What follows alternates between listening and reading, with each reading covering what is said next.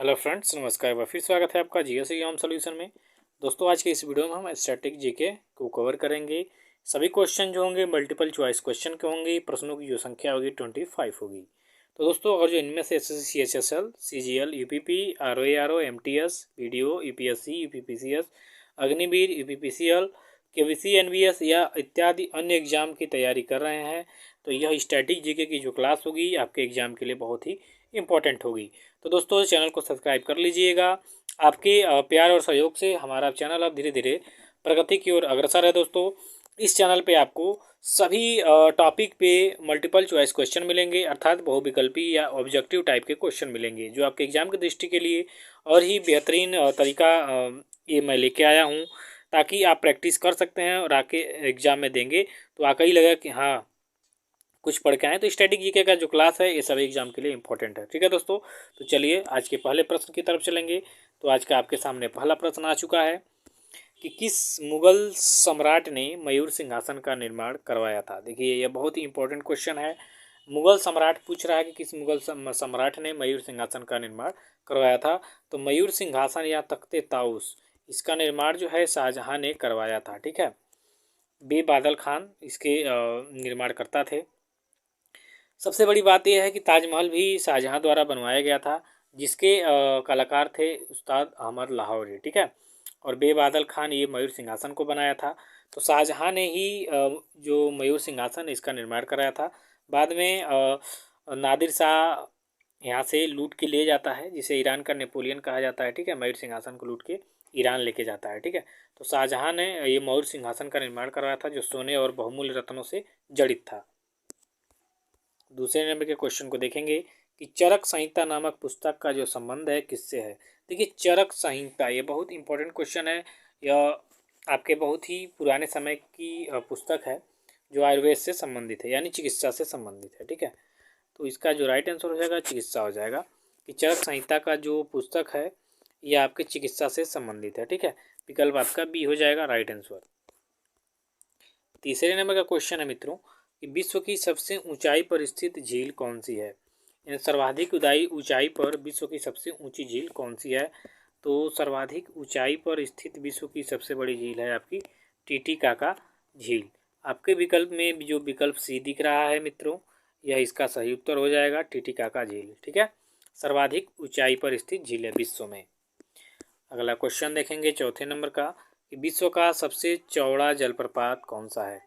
तो मित्रों, विश्व का सबसे चौड़ा जलप्रपात आपका खून जलप्रपात है। ठीक है, देखिए जलप्रपात से दो चार क्वेश्चन बनते हैं, तो इसको अभी मैं निपटा दूंगा। तो खून जलप्रपात जो है सबसे चौड़ा जलप्रपात है। आपके विकल्प में जो डी विकल्प दिख रहा है यही सही उत्तर होगा, कि विश्व का सबसे बड़ा जलप्रपात, चौड़ा जलप्रपात खून जलप्रपात है।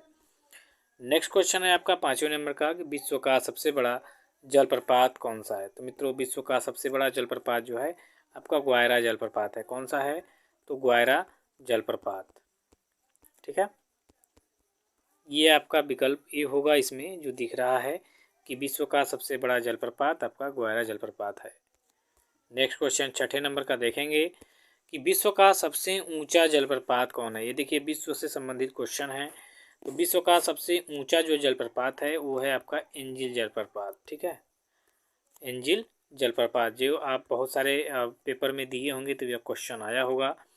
तो जो आपका विकल्प बी दिख रहा है इसका सही उत्तर हो जाएगा, कि विश्व का सबसे ऊंचा जो जलप्रपात है एंजिल जलप्रपात है। ठीक है, एंजिल जलप्रपात। अगला क्वेश्चन है मित्रों, अगर जो आपको किसी भी क्वेश्चन का आंसर पहले से मालूम है तो आप कमेंट बॉक्स में कमेंट कर सकते हैं। क्वेश्चन नंबर 7वां है कि भारत का सबसे ऊंचा जलप्रपात कौन सा है। देखिए, अब भारत से लगे हाथ देख लिया जाए तो भारत का सबसे जो ऊंचा जलप्रपात है जोगिया गरसोप्पा जलप्रपात है। ठीक है, जोगिया गरसोप्पा, जो आपका विकल्प सी दिख रहा है इसका राइट आंसर है। जोगिया गरसोप्पा जो है ये जलप्रपात भारत का सबसे ऊंचा जलप्रपात है, जो शरावती नदी पे स्थित है। किस नदी पे, शरावती नदी पे। ठीक है, चलिए, तो ये सारे क्वेश्चन हो गए आपके। चलिए नेक्स्ट क्वेश्चन आप देखेंगे 8वें नंबर का कि भारत की कौन सी नदी कर्क रेखा को 2 बार काटती है। ये बहुत इंपॉर्टेंट क्वेश्चन है कि कर्क रेखा को, भारत में कर्क रेखा को 2 बार काटने वाली नदी कौन सी है। तो दोस्तों, यह नदी है आपकी माही नदी। कौन सी नदी, माही नदी। माही नदी क्या करती है भारत में जो कर्क रेखा है गुजरती है इसे 2 बार काटती है। तो इसका राइट आंसर आपका विकल्प डी हो जाएगा। 9वें नंबर का क्वेश्चन देखेंगे कि विषुवत रेखा को 2 बार कौन सी नदी काटती है। तो मित्रों विषुवत रेखा जो है इसको 2 बार काटने वाली जो नदी है कांगो या जायरो नदी है। ठीक है, कांगो या जायरे नदी, यह जो नदी है जो आपका विकल्प दिख रहा है ये सही उत्तर हो जाएगा। कांगो या जायरे नदी विषुवत रेखा को 2 बार काटती है। ठीक है, चलिए कर्क रेखा को आपने जाना माही नदी, उसे विषुवत रेखा को कांगो या जायरे नदी। अगला क्वेश्चन है कि मकर रेखा को 2 बार काटने वाली नदी कौन है। ये भी इंपॉर्टेंट है आपके एग्जाम की दृष्टि से। तो इसका जो राइट आंसर हो जाएगा लिम्पोपो नदी। लिम्पोपो नदी जो है अफ्रीका में प्रवाहित होती है। तो लिम्पोपो नदी जो है यह मकर रेखा को 2 बार काटती है। ठीक है, कर्क रेखा को 2 बार काटती कौन है, माही नदी। उसके बाद से आपका कांगो नदी जायरे नदी क्या करती है, तो विषुवत रेखा को 2 बार काटती है। और मकर रेखा को 2 बार काटने वाली नदी आपकी लिम्पोपो नदी है। ठीक है, चलिए 11 नंबर का क्वेश्चन देखेंगे। रोम किस नदी के किनारे बसा हुआ है। आपका रोम जो है यह टाइबर नदी के किनारे पे बसा हुआ है। तो इसका राइट आंसर आपका विकल्प जो सी दिख रहा है यही उसका सही उत्तर हो जाएगा कि टाइबर नदी के किनारे रोम आपका बसा हुआ है। ठीक है, अगला क्वेश्चन है 12 नंबर का। कीव किस नदी के किनारे स्थित है। अब कीव क्या है, तो कीव जो है यूक्रेन की राजधानी है। किसकी राजधानी है, यूक्रेन की। और कीव जो है यह किस नदी पे बसा हुआ है, तो नीपर नदी। आपका जो विकल्प डी दिख रहा है यह सही उत्तर हो जाएगा नीपर नदी। नीपर नदी के किनारे आपका कीव जो है स्थित है। कीव किसकी राजधानी है दोस्तों, तो यूक्रेन की राजधानी है। और यूक्रेन और रूस से चल रहा है, हाल ही में युद्ध चल रहा है, तो हो सकता है आपके क्वेश्चन में आ सकता है। ठीक है, ये भी आ सकता है कि यूक्रेन की राजधानी कहाँ है, रूस की राजधानी कहाँ है, तो रूस की राजधानी आपकी मॉस्को है। ठीक है, याद रखिएगा। और यूक्रेन की राजधानी आपकी कीव है। और कीव किस नदी के किनारे बसा हुआ है, तो नीपर नदी के किनारे। अगला क्वेश्चन है 13 नंबर का कि स्वेज नहर कहाँ स्थित है। तो स्वेज नहर आपकी पड़ती है मिस्र में। कहाँ पे, मिस्र में। ठीक है, तो इसका राइट आंसर आपका विकल्प ये हो जाएगा, स्वेज नहर मिस्र में स्थित है। 14वें नंबर का क्वेश्चन है कि उत्तरी ध्रुव की खोज किसने किया था। ये भी इंपॉर्टेंट क्वेश्चन है दोस्तों। तो उत्तरी ध्रुव की जो खोज हुई थी वो रॉबर्ट पियरे ने किया था। किसने, रॉबर्ट पियरे ने, जो अमेरिका का निवासी था रॉबर्ट पियरे, इसने क्या किया, उत्तरी ध्रुव की खोज की थी। ठीक है, विकल्प जो आपका बी होगा इसका राइट आंसर हो जाएगा। नेक्स्ट क्वेश्चन है 15 नंबर का कि निग्रो जनजाति का संबंध कहाँ से है। ठीक है, तो जो निग्रो जनजाति पाई जाती है वो मध्य अफ्रीका में पाई जाती है। कहाँ पे पाई जाती है मित्रों, मध्य अफ्रीका में। आपका जो विकल्प यहाँ पे सी दिख रहा है इसका राइट आंसर हो जाएगा कि निग्रो जनजाति का जो संबंध है आपके मध्य अफ्रीका से है। चलिए 16 नंबर का क्वेश्चन देखेंगे कि मायोरी जनजाति का संबंध किस देश से है। तो मित्रों मायोरी जो जनजाति है यह न्यूजीलैंड में पाई जाती है। कहाँ पे, न्यूजीलैंड। तो इसका राइट आंसर आपका क्या हो जाएगा, विकल्प डी हो जाएगा, न्यूजीलैंड। मायोरी जनजाति आपके टीजीटी पीजीटी वाले एग्जाम में भी कई बार पूछा जा चुका है और कई सारे एग्जाम में भी ये क्वेश्चन आए हुए हैं। तो मायोरी जनजाति का संबंध है आपके न्यूजीलैंड से।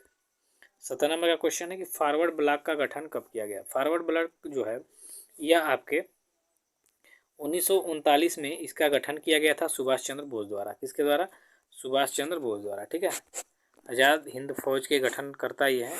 तो 1939 में इन्होंने फॉरवर्ड कांग्रेस से हट के और अलग अपना दल बनाया था फॉरवर्ड ब्लॉक। इसका गठन 1939 में सुभाष चंद्र बोस ने किया था। 18 नंबर का क्वेश्चन है कि अंतरिम सरकार का गठन कब हुआ। देखिए जब क्रिप्स प्रस्ताव आया तो मालूम हो गया कि अब भारत आज़ाद होने वाला है, तो अंतरिम सरकार का गठन किया गया था। ठीक है, तो अंतरिम सरकार जो है इसका गठन किया गया था 1946 को। कब किया गया था, 1946 को। तो विकल्प जो आपका बी दिख रहा है इसका राइट आंसर होगा, अंतरिम सरकार का गठन 1946 में किया गया था। 19 नंबर के क्वेश्चन को देखेंगे, भारत के किस प्रधानमंत्री ने एक भी दिन संसद का सामना नहीं किया था। तो दोस्तों वह थे चौधरी चरण सिंह। चौधरी चरण सिंह ने एक भी दिन संसद का सामना नहीं किया था, यानी संसद भवन गए ही नहीं। तो विकल्प जो आपका सी होगा इसका राइट आंसर हो जाएगा चौधरी चरण सिंह। 20 नंबर के क्वेश्चन को देखेंगे कि सलहर का युद्ध कब हुआ था। तो मित्रों सलहर का युद्ध जो है 1672 ईस्वी को हुआ था, सलहर का युद्ध। ठीक है, विकल्प आपका जो डी होगा इसका राइट आंसर हो जाएगा। 21 नंबर का क्वेश्चन है कि वानखेड़े स्टेडियम कहाँ पर स्थित है। तो मित्रों वानखेड़े स्टेडियम आपके मुंबई में स्थित है। कहाँ पे, मुंबई में। तो विकल्प जो आपका ये होगा इसका राइट आंसर हो जाएगा कि वानखेड़े स्टेडियम आपके मुंबई में स्थित है, जहाँ क्रिकेट खेला जाता है। ठीक है, 22 नंबर का क्वेश्चन है कि धन्वंतरी पुरस्कार का संबंध किस क्षेत्र से है। तो देखिए धन्वंतरी जो है आप समझ रहे होंगे कि यह चिकित्सा शास्त्री थे, ठीक है।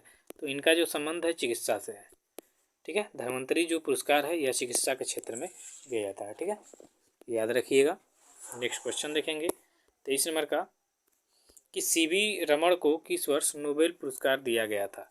देखिए सीवी रमण यानी चंद्रशेखर वेंकट रमण, इनको नोबेल पुरस्कार मिला था सीवी रमण रमण प्रभाव पे, ठीक है। इन्होंने बताया था क्यों जो समुद्र का जल होता है नीला दिखाई देता है और आसमान नीला दिखाई देता है। रमन इफेक्ट के खोज पे इनको नोबेल पुरस्कार दिया गया था। तो कब दिया गया था? 1930 को। कब दिया गया था दोस्तों? 1930 को। विकल्प आपका जो सी होगा इसका राइट आंसर हो जाएगा। नेक्स्ट क्वेश्चन देखेंगे 24 नंबर का कि ऑस्ट्रेलिया की राजधानी कहाँ स्थित है। तो ऑस्ट्रेलिया की राजधानी जो है कैनबरा है, ठीक है, कैनबरा। जो आपका यहाँ विकल्प डी दिख रहा है इसका राइट आंसर हो जाएगा कि ऑस्ट्रेलिया की राजधानी कैनबरा है। 25 नंबर का क्वेश्चन है कि तानसेन सम्मान किस राज्य ने शुरू किया था। देखिए तानसेन सम्मान जो है इस संगीत के क्षेत्र में दिया जाता है क्योंकि तानसेन अकबर के नवरत्नों में से एक थे और प्रसिद्ध संगीतकार थे, ठीक है। मियाँ की मल्हार, मियाँ की टोली, इन्होंने कई रागों का आविष्कार भी किया था। तो तानसेन जो सम्मान है यह उनका संबंध ग्वालियर से था। तो मध्य प्रदेश सरकार जो है इन्होंने तानसेन सम्मान को स्टार्ट किया था, ठीक है। आपका विकल्प जो ये होगा इसका राइट आंसर हो जाएगा। तो इस तरह से आज का सीजन ख़त्म होता है। मिलते हैं नेक्स्ट वीडियो में, तब तक के लिए धन्यवाद।